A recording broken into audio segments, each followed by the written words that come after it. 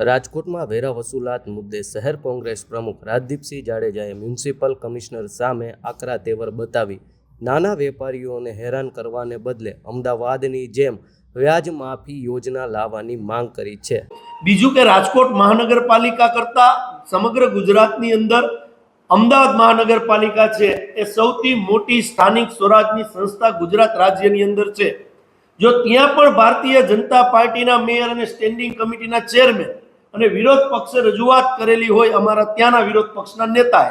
તો ત્યાં પણ વ્યાજ માફી થતી હોય તો અહીંયા કુંભકર્ણની નિંદ્રામાં સુવે છે આ મ્યુનિસિપાલિટી કમિશનર ઓફિસની અંદર આવતા નથી, બંગલેથી વહીવટ થાય છે। તો તમે પ્રજા માટે અહીંયા બેઠા છો તો અમારી સ્પષ્ટ રજૂઆત છે, જેમાં વસરામભાઈ લેખિતમાં દીધી છે કે વ્યાજ માફીની યોજના તમારે લઈ આવવી જોઈએ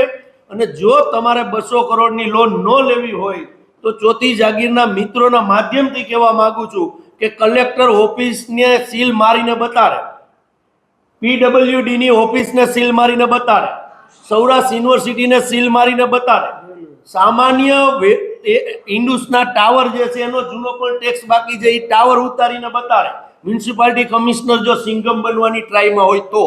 પણ માત્ર ને માત્ર નાના વેપારીઓને દબાવવા, કોઈનો 50,000 લાખ રૂપિયાનો વેરો બાકી હોય એની દુકાનને સીલ મારવું, કોઈના મકાનને સીલ મારવું, માનસિક રીતે પ્રજાને પરિતાપ કરવી એ એનો અધિકાર નથી। પ્રજાને રાહત દેવી એના માટે એ મ્યુનિસિપાલિટી કમિશનર મેયરશ્રી હોય કે સ્ટેન્ડિંગ કમિટીના ચેરમેન હોય, આપના માધ્યમથી કહેવા માંગુ છું કે આ બાબતો ઉપર વિચાર કરે, નકર આવનારા દિવસોની અંદર કોંગ્રેસ મોટી લડાઈ લોકો માટે લડવા માટે તત્પર છે।